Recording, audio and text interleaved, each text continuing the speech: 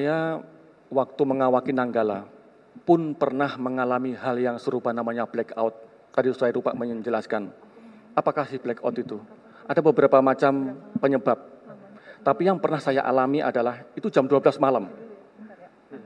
Jam 12 malam. Blackout, saya sedang istirahat di lantai 3. Maksudnya lantai 3 itu karena tempatnya tidurnya adalah begini-begini, saya yang nomor 3. Saya langsung lompat.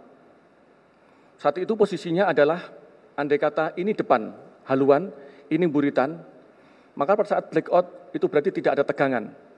Sama sekali nggak ada tegangan, semua mati. Dan hanya lampu emergensi yang menyala di dalamnya. Posisinya adalah yang belakang ini langsung turun. Ini kurang lebih 45 derajat, bisa lebih. Langsung wood begini. Tidak sampai dengan 10 detik, itu sampai dengan 90 meter.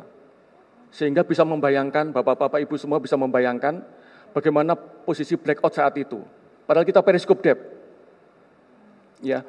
Kenapa saat itu? Kemudian saat itu karena maaf, bahasan saat itu masih ada bahasa Jerman, sehingga komandan kapal KKM itu memerintahkan Aleman Voraus. Apa Aleman Voraus? Kita semuanya berangkat ke depan. Tapi karena 45 derajat ini, maka kita merangkak. Di lorong itu kita merangkak, ini mohon maaf, ini saya masih merinding semua karena saya mengalaminya, merangkak, megang itu, pintu-pintu itu sampai ke depan. Yang dilaksanakan oleh KKM adalah menghembus tangki pemberat pokok ini sama tangki tahan tekan, sehingga kapalnya bergerak naik. Apa masalahnya? Ada satu fuse yang putus, padahal kita nggak tahu fuse itu di mana. Tapi karena kecanggihan KKM kami saat itu, pada saat itu, sekarang Laksamana Muda Purnawirawan Mas Suri SH, langsung bisa diketahuan, langsung bisa diperbaiki. Alhamdulillah saat itu. Jadi itulah situasinya kalau blackout masuk ke dalam. Nah sekarang ini, kalau kita kena internal wave, maka itulah keadaan alam.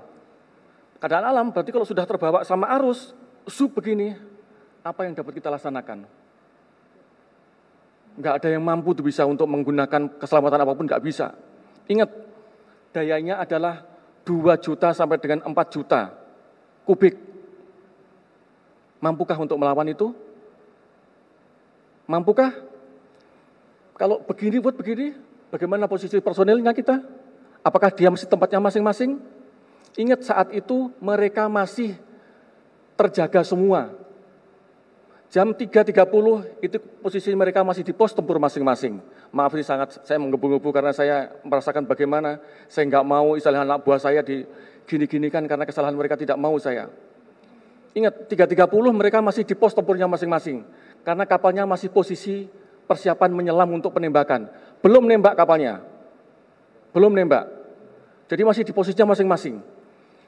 Dia masih di tempat ruang torpedo, dia masih di tempatnya di PIT-nya, pos tempurnya, masih di kemudinya, di ruang mesin. Kalau dia sudah bergerak begini, bagaimana posisi anak-anak ini? Gelundung semua, Pak. Gelundung semua, semuanya pasti akan terbawa sini. Cepatkah untuk bisa melaksanakan? Saat itu kalau mesin dia menghembus TPP atau menghembus tangki tahan tekan, sampai seberapa kuat untuk menahan internal solitary wave ini yang diakibatkan? Segitu besarnya. Nah ini mungkin bisa dilihat kembali nanti bagaimananya, sehingga kita bisa, inilah yang kemungkinan besar bahwa terjadinya seperti demikian, sehingga memberikan gambaran kepada rekan-rekan wartawan juga yang mungkin yang melihat ini, bahwa sebenarnya itulah kondisinya. Saya bisa merasakan bagaimana yang adik-adik kami rasakan semuanya, karena saya juga pernah merasakan bagaimana yang namanya jatuh.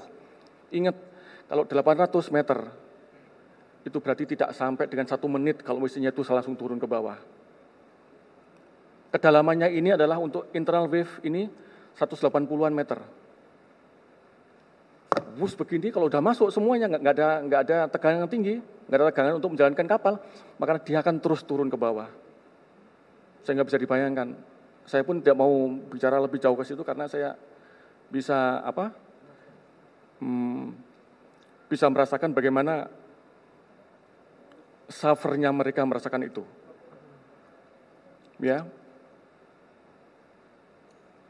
kita nggak mudah untuk mengawaki itu, nggak mudah. Mungkin yang nggak pernah merasakan, mungkin gampang untuk ngomong. Tapi kami yang pernah sudah merasakan dan pernah merasakan bagaimana jatuhnya kapal. Bahkan kami latihan untuk kapal 209 1400 di Korea ini pun kami latihan sampai begini-begini. Kami tahu bagaimana untuk melatihkan itu. Jadi tambahan saya demikian. Maaf saya karena mau terbawa perasaan, saya nggak mengada-ada, memang inilah kenyataan yang sebenarnya. Terima kasih. Oke ya, dari TV ya.